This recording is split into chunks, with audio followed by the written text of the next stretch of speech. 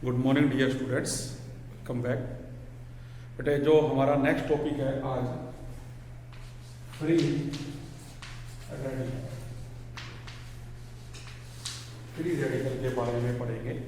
देखिए जो free radical है उसकी जो डेफिनेशन है, बी एन एटम और ग्रुप ऑफ एटम, कोई एक एटम या ग्रुप ऑफ एटम है विद एन ओड नंबर और अनपेड इलेक्ट्रॉन, जिसमें अपने को या तो अनपेड इलेक्ट्रॉन दिया गया है या ओड नंबर ऑफ इलेक्ट्रॉन है, that is called free radical. वो क्या कहलाएगा? फ्री रेडिकल कहलाएगा। एग्जाम्पल के लिए अपने पास क्लोरीन है, मिथाइल, इथाइल, प्रोपाइल, बेंजाइल, इनके ऊपर बेटे जो इलेक्ट्रॉन प्रेजेंट है उसकी वजह से ये फ्री रेडिकल कहलाती है। कैसे? एग्जाम्पल हम लोग कह रहे हैं, जैसे Cl पे डॉट है, CH3 पे डॉट है, C6H5 पे डॉट है, C2H5 पे डॉट है। तो ये जो डॉट है बेटा, इनकी वजह से ये फ्री रेडिकल कहलाता है। और ये कैसे आएगा? जैसे हमने कल किया था एक होमोलिसिस क्लीवेज, और उस होमोलिसिस क्लीवेज में आपने देखा था कि इस क्लोरीन के पास बेटा देखो 7 है और इस क्लोरीन के भी कितने हैं? 7। ये देखो शेयरिंग हो रही है, तो हाफ एरो से ये इलेक्ट्रॉन इस पे और हाफ एरो से ये इस पे, क्या हुआ? होमोलाइसिस। तो एक क्लोरीन ये बना देखो और दूसरा क्लोरीन ये बन गया। तो आपने क्या देखा भी जो फ्री रेडिकल है वो जनरेट हो गया। इसी तरह से मान के चलें भी अपने पास एक क्लोरीन है जिसपे डॉट है और इस कार्बन के साथ ये हाइड्रोजन बेटे जुड़े हुए हैं 4। तो अगर हम क्या करें, हाफ एरो से ये इसके पास और हाफ एरो से ये इसके पास, मतलब ये हाइड्रोजन इस कार्बन से अलग हो गया, तो कहां जुड़ेगा? इस इलेक्ट्रॉन के साथ ये जुड़ेगा, तो शेयरिंग करके ये बना देगा HCl। जबकि अपने पास इस कार्बन पे 3 हाइड्रोजन रह गए और एक ये इलेक्ट्रॉन डॉट की फॉर्म में। तो क्या हुआ? जो अपना मिथाइल फ्री रेडिकल है वो यहां पे प्रोड्यूस हो गया। तो इस तरह से जो अपने पास बेटा ये स्ट्रक्चर है, इनको क्या कहेंगे? Free radical. इसके बाद आ जाता है orbital structure of alkyl free radical. जो अल्काइल फ्री रेडिकल है उसका जो ऑर्बिटल स्ट्रक्चर है वो कैसे होता है? देखिए अपने को ये पता है भी जो कार्बन है उसके पास बेटे आउटर मोस्ट शेल में जो अपने पास है 4 इलेक्ट्रॉन होते हैं और जो एटॉमिक नंबर है वो 6 है। तो जो कार्बन है वो sp3 हाइब्रिडाइजेशन शो करता है, जैसे कि हमने किया हुआ है पहले। लेकिन अब वहां से एक इलेक्ट्रॉन बेटे चला गया, और जब एक इलेक्ट्रॉन वहां पे है नहीं, कम है, ओड नंबर ऑफ इलेक्ट्रॉन है, तो वो जो कार्बन है बेटा वो क्या कहलाएगा? sp2 हाइब्रिडाइज कहलाएगा sp3 की बजाय। ठीक है? कैसे?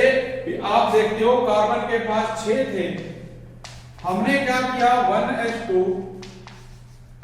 2s2 और आप देखते हो 2px1 2py1।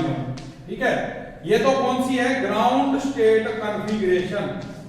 जब हम एनर्जी देते हैं ये इलेक्ट्रॉन एक्साइट होकर यहां आ जाता है, तो जो एक्साइटेड स्टेट कॉन्फ़िगरेशन है वो क्या बनेगी? 1s2 2s1 2px1 2py1 और 2pz1।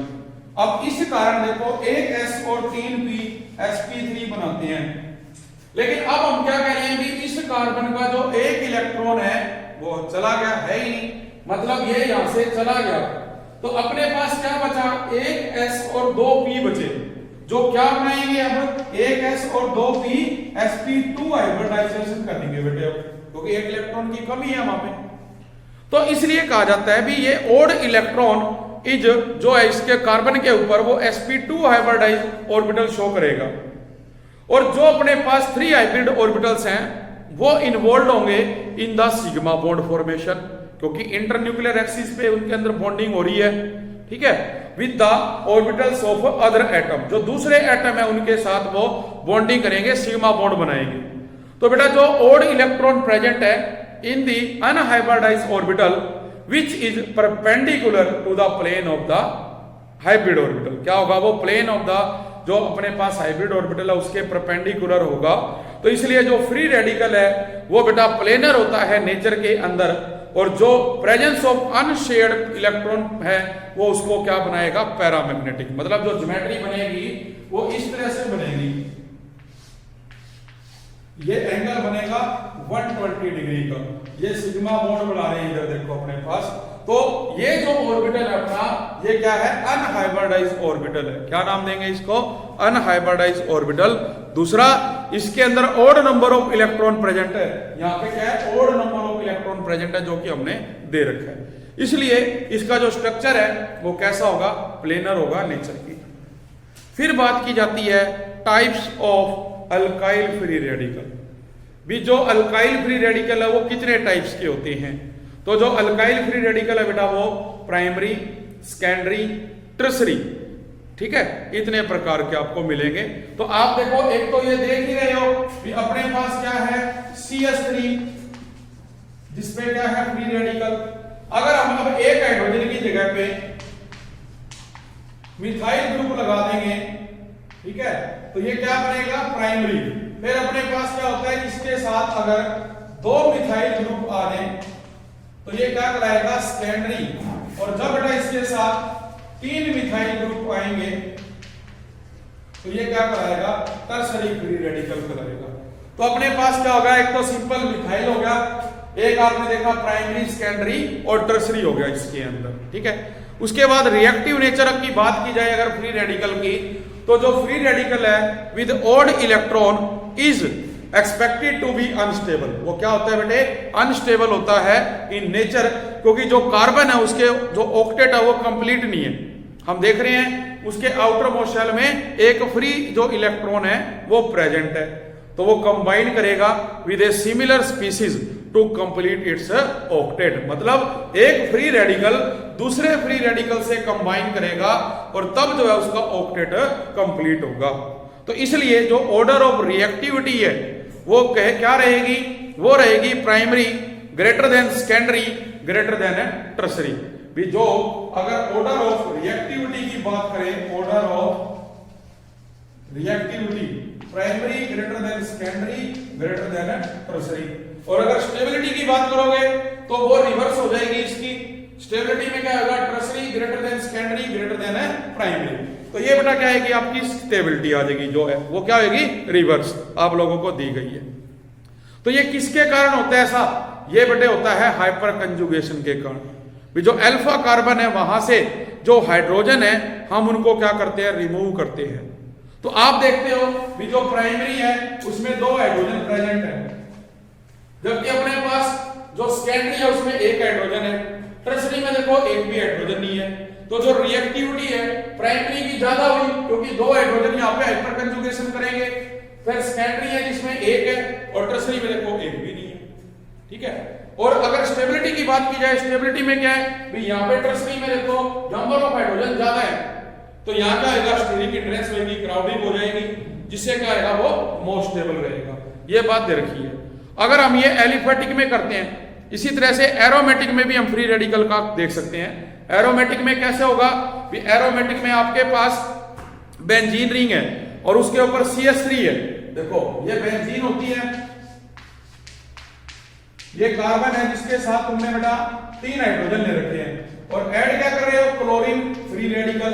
तो ये हाफ एरो से इधर, हाफ एरो से इधर, और इसके साथ जुड़ के क्या करेगा, HCl। तो आपके पास ये क्या रहेगा, बेंजीन पे CH2 जिसके ऊपर डॉट दे रखा है अपने को, ठीक है। फिर इसी में हम इस डॉट को आगे से आगे कैसे करेंगे, शिफ्ट करेंगे, जो अब हम रेजोनेटिंग स्ट्रक्चर ड्रा करते हैं। तो इसमें अपने को ये बताया गया है भी, आपको एक टेबल दे दी, अब इस टेबल के अंदर ये बताया भी कार्बोकटाइन जो है उसकी हाइब्रिडाइजेशन sp2 और जो फ्री रेडिकल है उसकी हाइब्रिडाइजेशन भी sp2 है। जो बेटे अपने पास कार्बन आयन है उसकी हाइब्रिडाइजेशन होती है sp3। फिर नेचर की बात की जाए तो कार्बोकटाइन में भी देखो इलेक्ट्रॉन चला जाता है और फ्री रेडिकल में भी इलेक्ट्रॉन कम है, तो वो इलेक्ट्रॉन डेफिशिएंट हो गए। कैसे हो गए, इलेक्ट्रॉन डेफिशिएंट। जबकि कार्बन आयन पे इलेक्ट्रॉन आता है तो उसको हम क्या नाम देते हैं, इलेक्ट्रॉन रिच, क्योंकि ज्यादा है उसके ऊपर। फिर बात आती है ऑर्डर ऑफ स्टेबिलिटी की। ऑर्डर ऑफ स्टेबिलिटी में जो कार्बोकटाइन है उसमें हमने देखा था अभी tertiary greater than secondary, secondary greater है प्राइमरी से। इसी तरह जो आपने देखा फ्री रेडिकल में भी अपने पास जो टर्सरी है वो ग्रेटर है सेकेंडरी, सेकेंडरी ग्रेटर है प्राइमरी, लेकिन जो कार्बन आयन है वहां रिवर्स होता है, वहां पे प्राइमरी स्टेबल है सेकेंडरी से, सेकेंडरी स्टेबल है टर्सरी से।